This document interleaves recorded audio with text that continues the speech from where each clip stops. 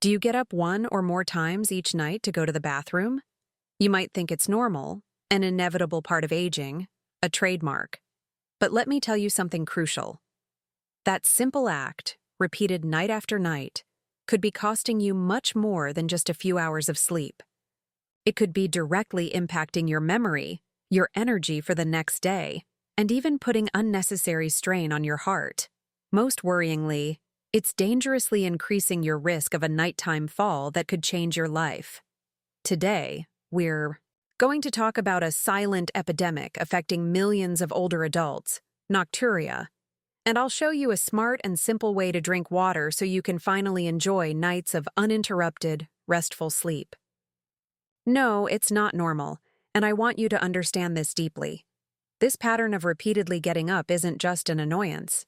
It's a warning signal your body is sending you, and the consequences can be far more serious than you imagine. Let me paint a picture, one that unfortunately is all too familiar to many: the darkness of night. You wake up groggily from the urge to go. You get out of bed, perhaps a little dizzy, your vision blurred from sleep. The path to the bathroom, familiar, by day becomes a path of invisible obstacles in the gloom. A step you missed, a rug you slipped on, a piece of furniture in your path. A stumble, a fall. The consequences can be devastating. A hip fracture, a head injury, a broken wrist. These nighttime falls aren't just unfortunate accidents. They're a leading cause of hospitalization, loss of independence, and a drastic decline in quality of life in older adults. Recovery is long and painful, often marking a turning point in a person's autonomy. Their safety is paramount, and every nighttime trip to the bathroom increases that risk exponentially. But the risks go beyond the purely physical. Think about your brain, your mind. Every time your sleep is interrupted, every time you wake up abruptly, your brain misses the opportunity to perform vital processes of cleansing and memory consolidation. It's during the deep sleep phases that our brain repairs and reboots its functions, eliminating toxins and consolidating the day's memories. Have you been feeling more forgetful, having difficulty concentrating, or more irritable and lacking patience during the day? It's not just aging, as many would tell you. Very often, it's the lack of deep, restorative sleep that's taking its toll. Recent research has linked chronic nocturia and fragmented sleep with an increased risk of cognitive decline and even a possible increased risk of long-term neurodegenerative diseases. Your mind needs that deep rest to stay agile, lucid, and vibrant. And let's talk about your heart, that vital organ that works tirelessly for you. Every time you wake up abruptly in the dark, your body experiences a surge of adrenaline. Your heart rate and blood pressure suddenly increase. Imagine this repeated 2, 3, or even 4 times each night. It's a constant stress on your cardiovascular system. For someone who already has pre-existing conditions like hypertension, heart failure, or even arrhythmias, this nighttime pattern can be particularly dangerous, increasing the risk of cardiac events. Your heart deserves a peaceful and serene rest, not a constant nighttime sprint that subjects it to stress spikes again and again. Chronic fatigue, that tiredness that never seems to go away, takes an immense emotional and psychological toll. Nocturia doesn't just rob you of sleep, it robs you of joy, energy, and the ability to fully enjoy life. It prevents you from playing with your grandchildren with the same vitality, participating in your favorite hobbies, or socializing with friends without feeling burned out. You begin to feel irritable, unmotivated, and your quality of life declines dramatically. You begin to resign yourself, to accept that this is just the way it is now, but let me assure you, it doesn't have to be this way. You deserve nights of sound sleep and days filled with energy and vitality. Now it's natural to wonder, why does this happen? Why does my body, which once allowed me to sleep peacefully, now wake me up constantly? There are several physiological reasons that become more pronounced with age. One of the most common is that the bladder, with age, tends to lose elasticity and storage capacity. What it used to hold throughout the night without problems, it now considers full with less urine volume. It's as if the sensor becomes more sensitive. Furthermore, in some cases, the pelvic floor muscles may weaken, contributing to this feeling of urgency and difficulty holding it until morning. But it's not just the bladder that changes. Our bodies produce a crucial hormone called vasopressin, also known as ADH, or antidiuretic hormone. Its main function is to tell the kidneys to concentrate urine and produce less fluid during the nighttime hours. With age, production of this hormone may decrease, meaning your kidneys continue to produce urine at a more constant rate, even while you sleep. It's as if the night switch that slows urine production doesn't work as efficiently as before, leaving the flick open all the time.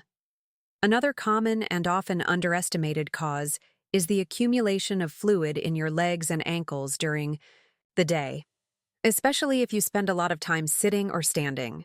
This fluid retention, known as edema, is common and often silent.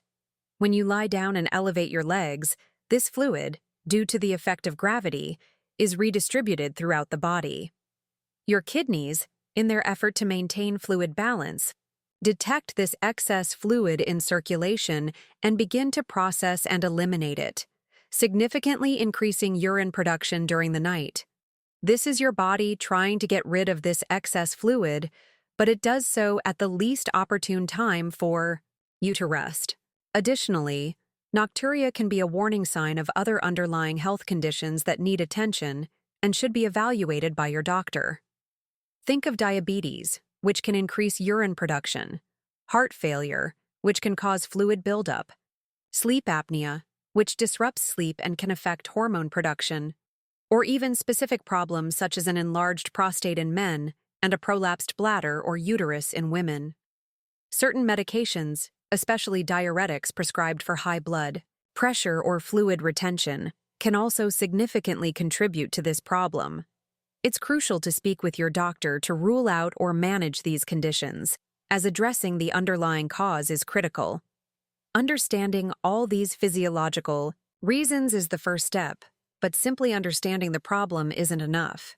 The important thing to know is that while nocturia is common, it's not a sentence or an immutable condition. You don't have to resign yourself to these interrupted nights and all their serious consequences. There are smart, simple strategies that, applied consistently, can make a huge difference and give you back the restful sleep you crave. And one of the most surprising and effective, the one I promised you at the beginning of this conversation, is directly related to something as fundamental as how and when you drink water throughout the day. It's not a matter of drinking less, but of drinking in a more strategic, more conscious way. Exactly. One of the most common misconceptions I see in my practice is the belief that, to avoid waking up at night, the best thing to do is drink less water during the day. And not only is this a mistake, it's a self-deception that, paradoxically, can make the problem worse. Think about it. Your body is a sophisticated machine that needs water to function properly. If you restrict your fluid intake throughout the day, your body goes into conservation mode. And what happens when your body senses it's not getting enough hydration?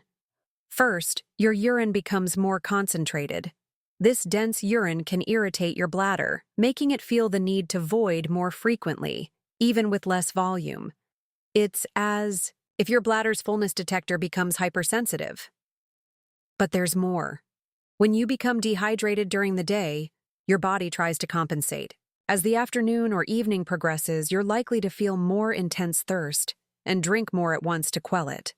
Or worse, your body, which has been trying to retain every drop, may release the accumulated fluid later, precisely when you're trying to sleep. What we're looking for is proactive fluid management, not an emergency reaction from your body. Imagine you have a plant. If you water it a little each day, it will grow strong. If you let it dry out and then pour a whole bucket on it, the soil won't absorb it well, and a lot of water will be wasted. Your body works in a similar way. It needs a constant, moderate supply of water to process it efficiently. The key isn't to drink less, but to drink smartly. It means spreading your fluid intake throughout the day, concentrating most of it during the morning and early evening hours. Think of it as a hydration loading front. For example, if your goal is to drink roughly 2 liters of water a day, and remember this is a general guideline and should be adjusted to your individual needs and the weather. Aim to drink most of those liters before 5 or 6 p.m. This might mean having a large glass of water upon waking, another mid-morning, one with lunch, and perhaps another mid-afternoon. If you've stuck to this strategy, by dinner and the hours, before bed, your intake should be minimal. Only sips if you're truly thirsty or to take your medication. What do we achieve with this? Several crucial benefits. First, we give your kidneys enough time to process the water and your bladder enough time to empty before you get into bed. This drastically reduces the amount of fluid that needs to be processed and eliminated during your sleeping hours. Second, by maintaining adequate and consistent hydration throughout the day, your urine will be less concentrated and therefore less irritating to the bladder. This decreases the urgency and frequency of urination. And third, by being well hydrated, your body won't feel the need to enter that compensation mode we mentioned, which often results in increased nighttime urine production. I've seen this change in many of my patients. I remember one patient, Mrs. Carmen, a very active woman who used to complain of getting up 3 or 4 times each night. She was convinced her problem was her small bladder. Another myth we'll debunk shortly, and so she barely drank during the day. She used to compensate by drinking a liter of herbal tea just before bed, thinking it would cleanse her. By applying the smart hydration strategy and with a few other adjustments, Mrs. Carmen went from 4 interruptions to 1, and sometimes to none, in a matter of a few weeks. Her quality of sleep improved dramatically, and with it, her energy and mood during the day. She learned that it wasn't about the total amount of fluid, but the timing with which she consumed it. It's a small adjustment, but with a huge impact. It's like teaching your body a new schedule for processing fluids, a schedule that respects your nightly rest. And this isn't the only surprise I have in store for you to regain your peaceful nights. There are other deeply rooted habits and beliefs that, unknowingly, are sabotaging your sleep. We've talked about front-loading your hydration, about shifting the majority of your fluid intake to daytime hours. But just as important as when you start drinking is when you start cutting back on that intake. This is where the second pillar of the ASI strategy comes in, smoothing the transition. This means that starting at 4 p.m., we begin consciously reducing the amount of fluids we consume. It's not about stopping drinking completely, but rather a gradual reduction. Instead of large glasses, opt for occasional sips, only if you feel truly thirsty. This gentle reduction gives your kidneys enough time to process the day's fluids, avoiding overload and ensuring your bladder is as empty as possible before bedtime approaches. It's an act of respect for your body's natural rhythm. And right, in line with this idea of respect, we come to the third step, which is crucial to sealing this strategy. Interrupting in time. This is the time to establish your sacred zone of at least 2 hours without liquids before bedtime. Think of these 2 hours as a sanctuary for your bladder. During this period, we avoid any type of liquid, water, herbal teas, soft drinks, coffee, or even fruits with high water content. Why this sacred zone? Any liquid ingested just before bed can be processed and sent to your bladder while you're trying to fall asleep. Your body needs time to turn off the tap and prepare for rest. This liquid-free period allows your renal system to complete its work, drastically minimizing the need for nighttime urination. Dr. Juan, a dentist, used to drink a large glass of ice water half an hour before bed. When I suggested establishing this sacred zone, he noticed a world of difference. He went from waking up twice a day to sleeping through the night in a matter of weeks. He replaced that last-minute habit with reading, and the proof was his own uninterrupted sleep. This small change made a big difference. Now, you might be wondering, Dr. Castillo, if I'm going to reduce my fluid intake so much in the afternoon and evening, won't I get dehydrated? Absolutely not. In fact, the key isn't just how much you drink, but how your body absorbs and retains that hydration. And this is where the fourth step comes in, the one I call the electrolyte anchor. This is a simple but powerful trick. When you wake up before anything else, drink a glass of water with a pinch of sea salt, unrefined to preserve its minerals, and the juice of half a lemon. Sea salt replenishes essential electrolytes lost overnight and helps water be actually absorbed by your cells, not just quickly eliminated. It's the fuel for the rest of your daytime hydration to be efficient. Lemon provides vitamin C, balances your pH, and stimulates a gentle detox. Think of it as turning on your hydration system, ensuring every drop of water counts and that you're truly hydrated at the cellular level. A smart start to a day that will culminate in restful sleep. And to close the circle of this smart hydration strategy, we come to the fifth and final pillar, which is intrinsically linked to everything that came before: smart dining. What we eat at our last meal of the day directly impacts our digestion, bladder, and sleep quality. Avoiding certain foods at night is crucial. I'm referring to natural diuretics or foods that require a lot of digestion. For example, very salty, foods that make you thirsty, spicy foods that can irritate the bladder, or fruits with high water content like watermelon if eaten in large quantities. Opt for a light, balanced dinner that doesn't force your digestive system to work overtime when it should be preparing for rest. A smart dinner minimizes stimuli that can awaken your bladder during the night. A smart dinner, my dear listeners, is not only an act of kindness to your digestive system, but a powerful preventative strategy for your bladder. By reducing your nighttime workload, we allow your body to prepare for true rest, minimizing interruptions. But what else can we do to ensure that bladder, which has worked diligently during the day, is completely empty and at rest when it's time to sleep? This is where an incredibly simple yet effective technique we call the double bladder emptying comes into play. Think of it this way. Sometimes when we go to the bathroom, we don't completely empty our bladder on the first try. There may be a little residual urine that, although we don't feel it at the time, will build up and wake us up later. Double voiding is precisely what its name implies. When you go to the bathroom before bed, and I recommend doing this at other key times during the day if you feel like your bladder isn't emptying completely, urinate normally. Then, instead of getting up immediately, wait about 30 seconds, relax, and try to urinate again. You'll often be surprised at how much still comes out.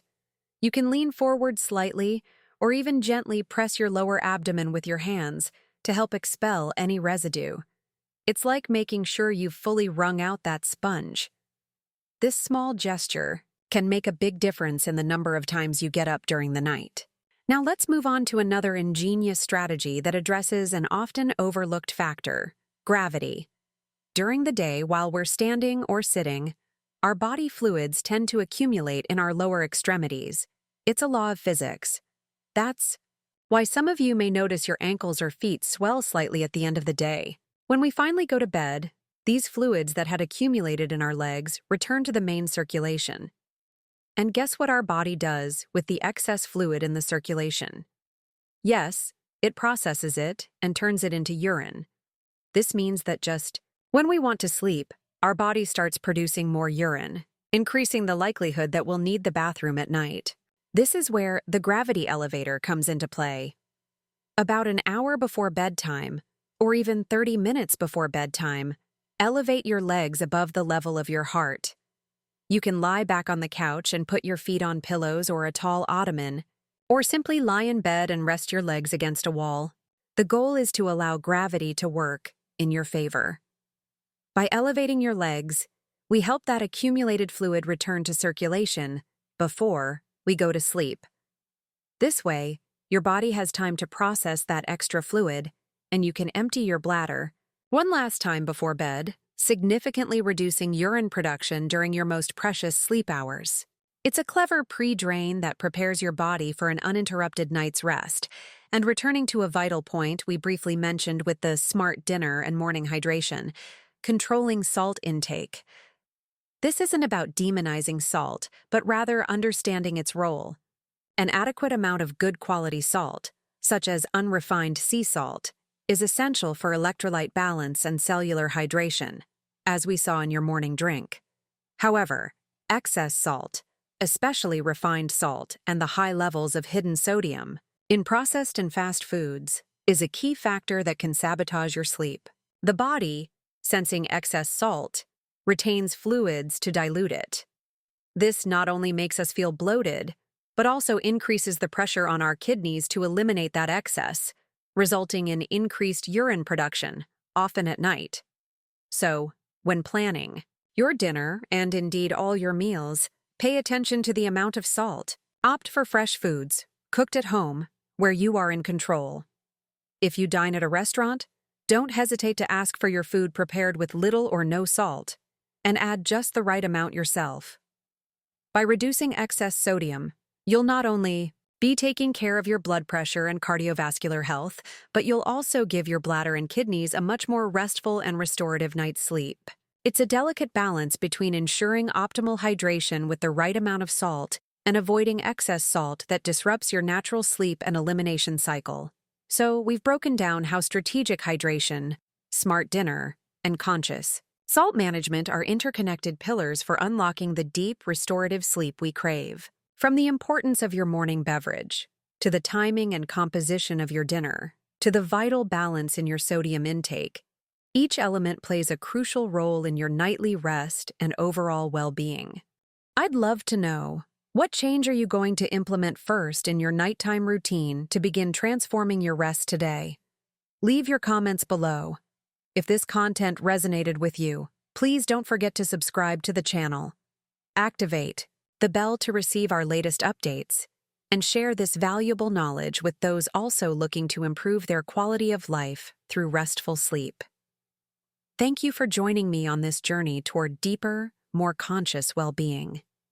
Until next time, take care of yourselves and have wonderful and truly restorative nights.